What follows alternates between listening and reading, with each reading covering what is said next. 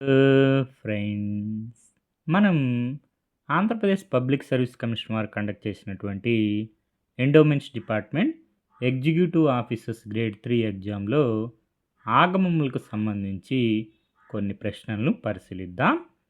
మొదటి ప్రశ్న, అనిరుద్ధ సంహిత ఏ ఆగమానికి సంబంధించింది? పాంచారాత్ర ఆగమంకు సంబంధించింది.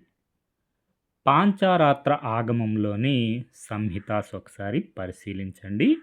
అనిరుద్ధ సంహిత, పాంచారాత్ర సంహిత. అనిరుద్ధ సంహిత, పాంచారాత్ర సంహిత. అదేవిధంగా పాంచారాత్ర ఆగమ సంప్రదాయంలోని తత్వ మరియు ఆరాధనా విధానాలను వివరిస్తున్న ప్రముఖ గ్రంథం ఏది? సాత్వాత సంహిత. పాంచారాత్ర సంహితలో మనకి సాత్వాత సంహిత. ఈ విధంగా పాంచారాత్ర ఆగమంలోని సంహితాస్ ఒకసారి నోట్ చేసుకోండి. రాబోయే ఎగ్జామ్స్లో కూడా మనకి క్వశ్చన్స్ వచ్చే అవకాశం ఉంది. తరువాత ప్రశ్న, రౌరవ ఆగమం అనే గ్రంథం ఏ ఆగమానికి సంబంధించింది? రౌరవ ఆగమం మనకి శైవ ఆగమంకు సంబంధించింది.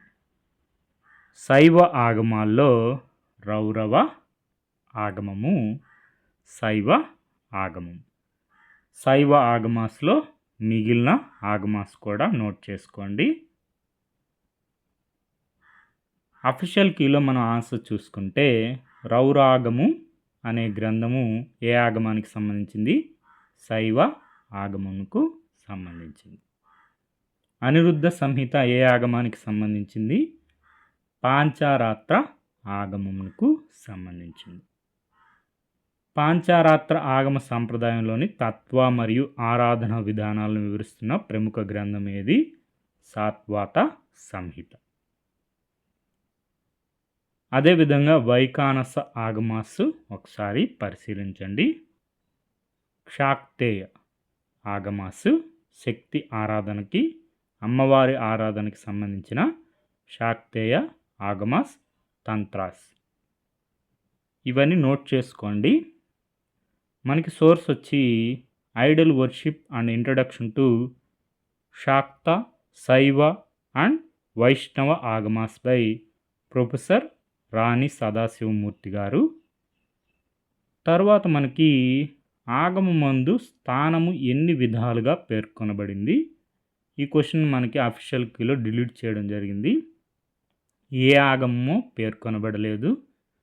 అదేవిధంగా స్థాన ఆచారాలు ఎవరికో పేర్కొనబడలేదు. మనకి కామిక ఆగమాలో ఆరు విధాల స్థానాల గురించి ఉంది. అదేవిధంగా యజ్ఞవాల్కే స్మృతిలో 7 విధాల స్థానాల గురించి పేర్కొనబడింది. ఈ స్థానాల గురించి ఒకసారి చూసుకోండి. రాబోయే ఎగ్జామ్స్లో మనకి క్వశ్చన్స్ వచ్చే అవకాశం ఉంది. మంత్రస్థాన, భౌమస్థాన, ఆగ్నేయ స్థాన, వాయవ్య స్థాన, దివ్యస్థాన, వరుణ స్థాన, అదేవిధంగా మానస స్థానం. Okay friends, thank you for watching.